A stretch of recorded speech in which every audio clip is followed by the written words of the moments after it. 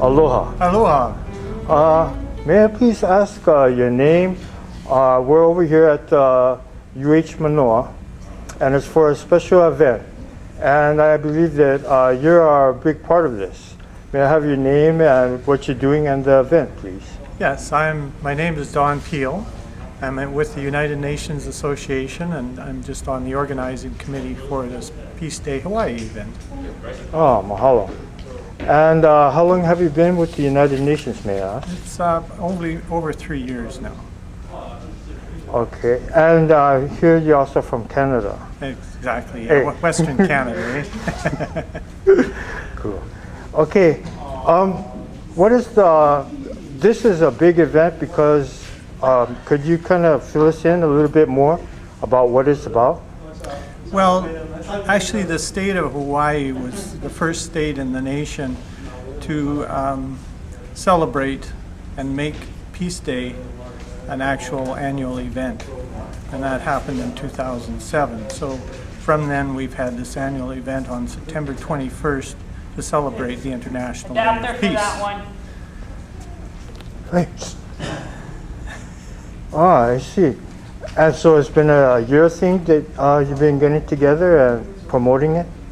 That's right, yes. Actually, in conjunction with University of Hawaii College of Education and a number of people on organizing committees over the years for Peace Day, it's really a community effort that's pulling this together. And it's just raising the awareness about this International Peace Day on the unity of all of the nations.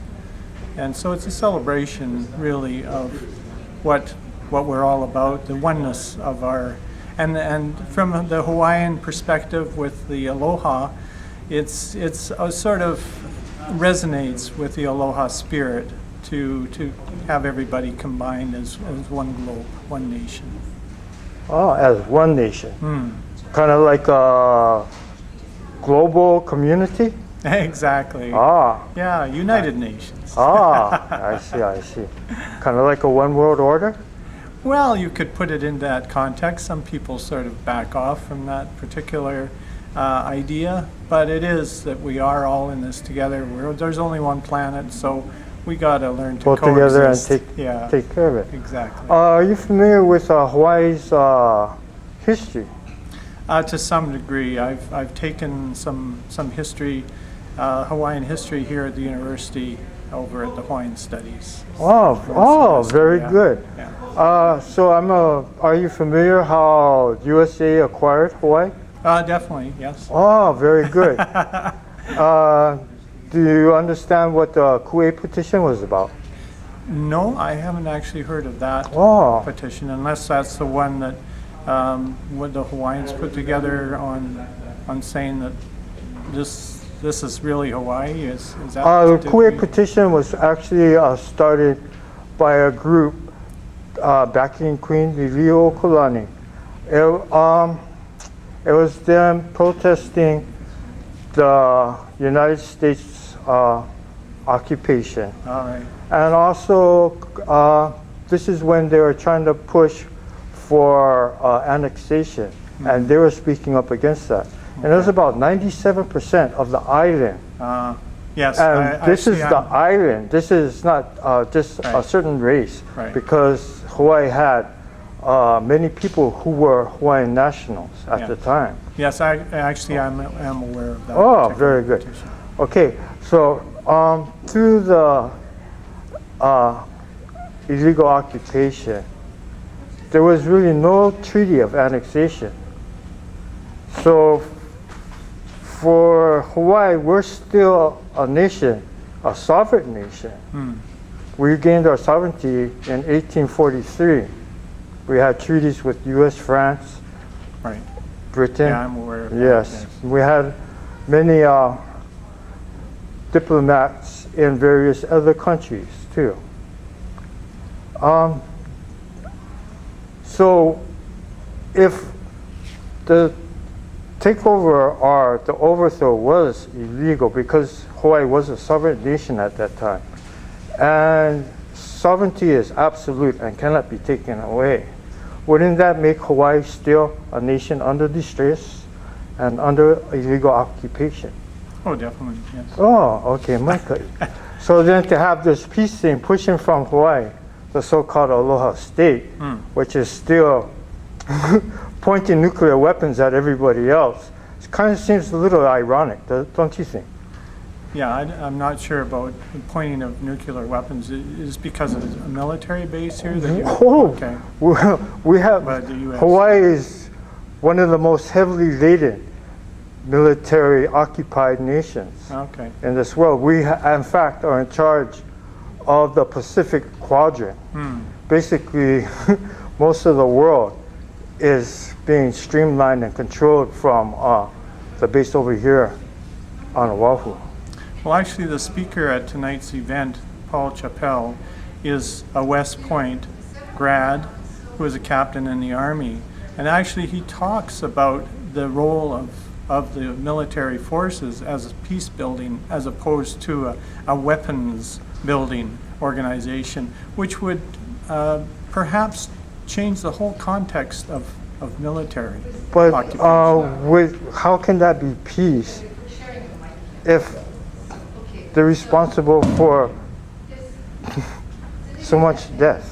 Yes, but that's where the change of context would be, is that it wouldn't be a killing machine anymore. It would be a peace building machine. But And it's instead still of- used as a killing machine. It's Well, up in Afghanistan. Right. It's still. Totally agree, but this is what the message is tonight. Oh, okay. Well, Paul Chappell is saying we can change the context of what military is. And you see, from Canadians used to be looked at as peacekeepers.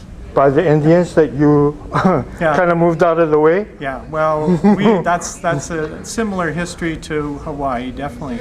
And it's starting to be recognized about that injustice that was done.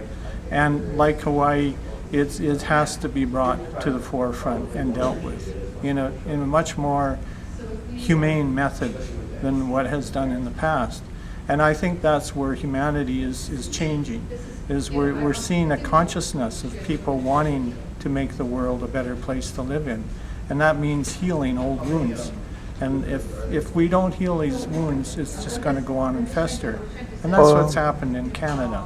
We're seeing that our Indians are in the same place as Hawaiians. Exactly. They've been Yes. forced onto reservations. Manifest destiny. Yeah. Right. The beautiful.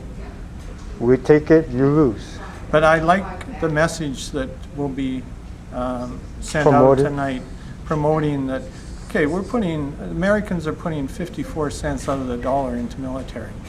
Why don't we use it in a constructive way instead of destructive? I think that is a nice way to go. That is. I think Yeah. that's a beauty. I think if they really did that, it would be fantastic. Right. But do you really believe that in your heart and see Yes. it in the future? Yes, as long as we all get together and back that and make our politicians, our representatives, take that message to our government. Definitely. It's in our hands. Is there any way that they could contact you if they'd like to know any more messages, or if they have something to share, or like to learn a little bit more about it? Or do you have something online dealing with this Peace Day event? Well, Or not like a particular- website? Well, there is a website for the United Nations Association, and if they Google United Nations Hawaii, you'll be able to come up with the website. And it gives you all sorts of resources that you can go to, and it's really linked a lot to the United Nations Association, which is an international association, and it's really a grassroots movement that people like you and I can get involved with at a local level and make global, movements. I thank you very much. Again, mahalo for your time, and I appreciate it. All right. You have an awesome day. Mahalo. Thank you. Aloha.